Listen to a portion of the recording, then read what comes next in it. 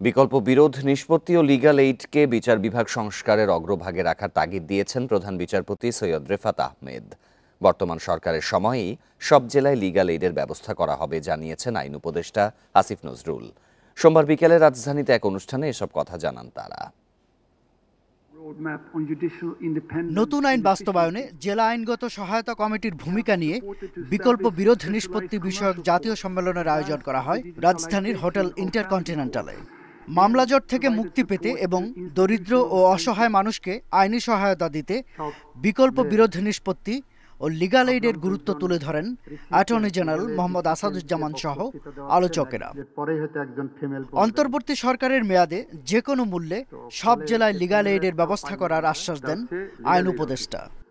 আমরা 1 টাকাও যদি না পাই, আমি 6 মাস আছি, এই 6 মাসের মধ্যে প্রত্যেকটা জেলায় লিগ্যাল এইড অফিস আমরা করে যাব, এইটার ইমপ্লিমেন্টেশন করে যাব। আমরা স্ট্র্যাটেজি হিসেবে নিয়েছি, কোথাও যদি না পাই আমরা গাছের নিচে হলে করব।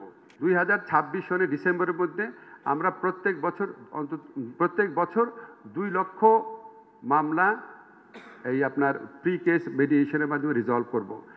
প্রধান বিচারপতি বলেন, বিচার বিভাগ তখনই বিশ্বাস অর্জন করবে যখন এটি স্বাধীন, দক্ষ ও মানবিক বলে প্রতীয়মান হবে।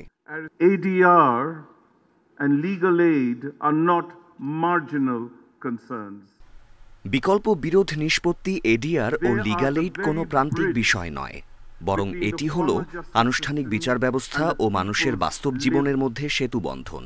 যদি সেই অভিজ্ঞতা মানবিক, দ্রুত ও সাশ্রয়ী হয় তবে আইন অর্থবহ হয়, আর যদি তা বিলম্বিত, ব্যয়বহুল ও দূরবর্তী হয় তবে আইন অবমানিত হয়। তাই এডিআর ও লিগ্যাল এইডকে বিচার সংস্কারের অগ্রভাগে রাখতে হবে। ADR and legal aid must be the vanguard of judicial reform.